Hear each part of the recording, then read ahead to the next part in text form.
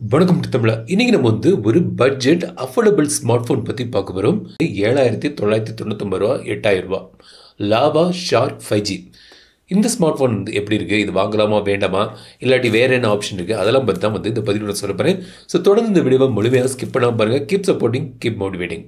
2 கலரில் இது வருது, ஸ்டெல்லார் கோல்டு மற்றும் ஸ்டெல்லார் ப்ளூ. பின்பக்கம் இந்த கலர்ஸ் ஆப்ஷன் போட்டிருக்காங்க. இந்த ஃபோன் நீங்கள் ஆஃப்லைன் ரீட்டைல் ஸ்டோர்ஸ்லையும் வாங்கலாம், அவங்களோட ஸ்டோர்லையும் நீங்கள் வாங்கலாம். அப்புறம் ஆன்லைன் மார்க்கெட் பிளேசஸ்லையும் கிடைக்குது. இப்போ இந்த ஃபோனை அன்பாக்ஸ் பண்ணலாம். உள்ளே இந்த சாஃப்ட் பேக் கேஸ் வந்திருக்காங்க. ஃபோனை இப்போ வெளியே எடுக்கலாம். இதான் லாவா ஷார்க் 5G. எங்கிட்ட இருக்குது ஸ்டெல்லார் கோல்டுங்கிற இந்த variant.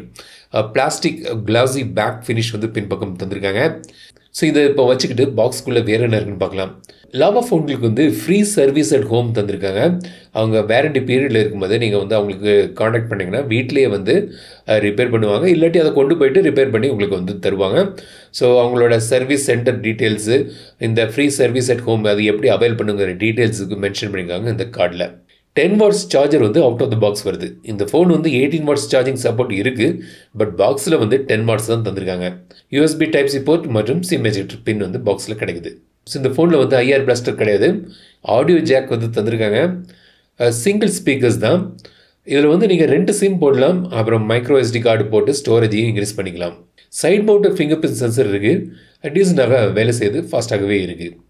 Out of the box நான் எடுத்து செட்டப் பண்ணி பார்க்கும்போது இந்த ஃபோனில் எந்த ப்ளோட்வேரும் இல்லை, க்ளீனான ஒரு இன்ஸ்டாலேஷன், எந்த தேர்ட் பார்ட்டி ஆப்ஸும் இதில் இன்ஸ்டால் பண்ணல. அவுட் ஆஃப் த பாக்ஸ் நீங்கள் பார்த்தீங்கன்னா கிட்டத்தட்ட ஒரு 11 GB தான் சிஸ்டம் ஆப்ஸுக்கு யூஸ் ஆகுது.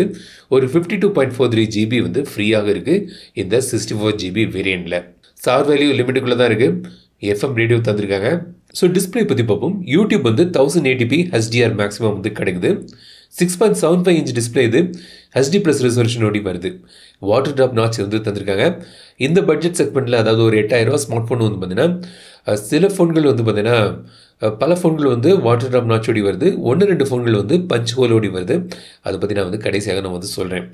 90 Hz ரிஃப்ரெஷ் ரேட் இருக்குது. ஸ்மூத்தான ஒரு இன்டர்ஃபேஸ். பட் வியூயிங் ஆங்கிள்ஸ் பார்த்தீங்கன்னா சைட்ஸில் பார்க்கும்போது ரொம்ப பிரைட்டாக தெரியல. ஸோ பார்க்கலாம் நீங்கள் ஸ்க்ரீன்லேயே அது எப்படி இருக்குன்னு. ஸோ இது பார்த்தீங்கன்னா ஒரு ஆவரேஜ் டிஸ்பிளே. இந்த பட்ஜெட் செக்மெண்ட்டுக்கு ஒரு 8,000 ருபீஸ்க்கு ஒரு ஆவரேஜ் டிஸ்பிளே உங்களுக்கு இதில் கிடைக்குது. So performance Unisoc T765 chipset இதில் யூஸ் பண்ணுறாங்க. இந்த சிப்ஸை தான் யூனிசாக் T8200ன்னு இன்னொரு பேரில் இருக்குது. மொத்தம் 8 core, 2 ARM Cortex A76 core இருக்குது. 2.3 GHz கிளாக் ஆகிருக்கு. அப்புறம் 6 small core A55 2.1 GHz clock ஆகிருக்கு. 6nm ஆர்கிடெக்சரில் பண்ணப்பட்ட ஒரு சிப்செட் இது. ஸோ இது மீடியாடெக் டிமென்சிட்டி 6100+க்கு கம்பரபிளான ஒரு சிப்செட் இது. கிட்டத்தட்ட கம்பரபிள்னு வச்சுக்கலாம். ஸோ யூனிசாக் சிப்செட் பர்சனலாக எனக்கு ஒரு பிடித்தமான ஒரு சிப்செட் கிடையாது. பட் ஒரு ஆவரேஜ் யூஸுக்கு, ஒரு நார்மல் பேசிக் டாஸ்க் யூஸுக்குலாம் இது ஓகே ஆகும். ஸ்மால் கேம்ஸ் எல்லாம் விளையாடுறதுக்கும் பிரச்சனை இருக்காது. கேமரா பின்பக்கம் ஒரு 13 MP மெயின் கேமரா தந்திருக்காங்க. 5 MP செல்ஃபி கேமரா இருக்குது. கேமரா ரொம்பவே ஒரு ஓகேஷான கேமரா தான். ஸோ நீங்கள் பார்க்கலாம்.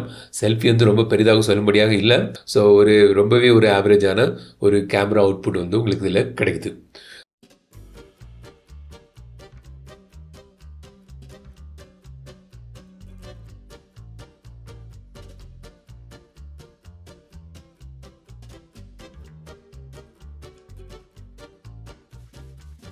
So battery 5000 mAh battery, 10 watts charger out of the box வருது. பட் 18 வாட்ஸ் ஃபாஸ்ட் சார்ஜிங் சப்போர்ட்டும் உங்களுக்கு இதில் கிடைக்குது. ஸோ சாஃப்ட்வேர் பார்த்தீங்கன்னா ஒரு க்ளீனான ஒரு சாஃப்ட்வேர். Android 15 பேஸ் பண்ணி கொண்டு வந்திருக்காங்க. சாஃப்ட்வேர் அப்டேட் சைக்கிள் பற்றி அவங்க மென்ஷன் பண்ணல. சாஃப்ட்வேர் அப்டேட் எப்படி இருக்குன்னு எனக்கு தெரியல.